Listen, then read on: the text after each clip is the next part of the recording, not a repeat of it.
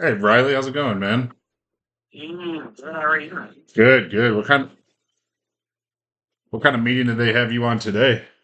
Oh, our company just acquired two companies in the last handful of weeks. So I was on with our exec team and their exec team, and we were going through all of our current customers and the overlap and where the opportunity is and everything like that. So Yeah, man. it was not the most enjoyable meeting in the world, but they had a game plan. So Sounds like a good opportunity though. yeah, for sure. What company? So I'm at Service Power as a small well, was a small uh, software company out of DC that does dispatching and claims for like third party and contracted or unemployed workforces, mostly in like consumer electronics and major appliances, but also under warranty now as well. So Oh, very cool. Very cool. Well, hey man, you're probably wondering why I'm calling you out of the blue like this. sure, yeah. I mean, definitely good to hear from you nonetheless. Yeah, absolutely. Likewise, man. Glad to hear. Sounds like things are going pretty good for you. Yeah, so I'm not sure if you remember or not, but for the last a little over a decade now, if you could even believe it, I've been working as a financial advisor over here at West Point.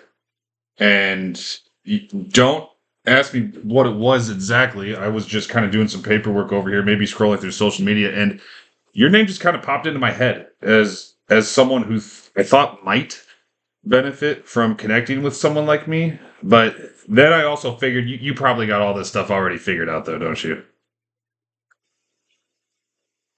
Advisor since freshman year of college, actually. But mostly just with Edward Jones because that's who my dad and his dad and everybody in my family basically used. So, but the original financial advisor that my dad and his dad had used transitioned them over to a guy named Tyler. He's Greg Jones. Gosh, it was 10 years ago now. So he's who I've been working with. But yeah, no, I do have a portfolio and everything with Edward Jones at the moment. And you're with West Point? That's right. So, yeah. So I've got a financial advisor at the moment, but just reaching out to see if that's something I could use or anything or.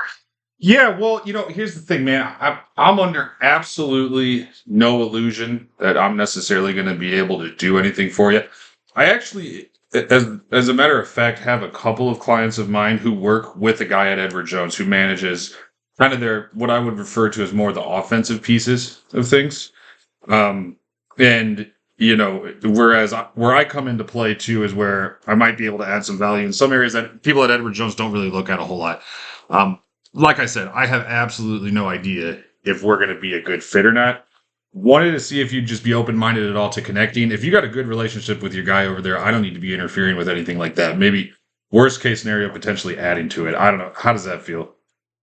Yeah, I was gonna say I probably won't do anything to leave Edward Jones with the existing stuff that I do, but what kind of defensive measures are you referencing that might make sense? Currently, I do sort of Roth IRAs, and then one Roth IRAs as well as City and I have our 401ks through Fidelity as well. But then we have a gosh, what's it called? A money market fund with Edward Jones as well. Yeah, yeah. I mean, those are all really great stuff. I think where someone like me can come into play with people is just answering the question of, okay, what's the plan if things don't go according to plan? Like what do we do in terms of down market strategies? If we're in a position where we have like what we had earlier this year when Trump announced his tariff thing, and we saw like a 20% hit over the course of a week. Now, that obviously wasn't a big deal for you guys or for me when it comes to our retirement money because we're not retiring anytime soon. Yeah. But it could have been if hypothetically we had been retired. So having that down market strategy, that's something I implement with my clients.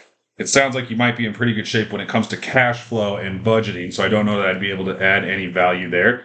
But then just, answering the questions of, okay, God forbid something happens to one of you, whether that be death or disability, what we do in that situation. But again, I won't know if there's anything worth looking at until I get a kind of a glance at your things. If you'd be open to sharing just a little bit. Yeah, in terms of like death or beneficiary related like stuff, I don't have really anything in place at the moment, so it's not a bad idea to look at what might make sense there.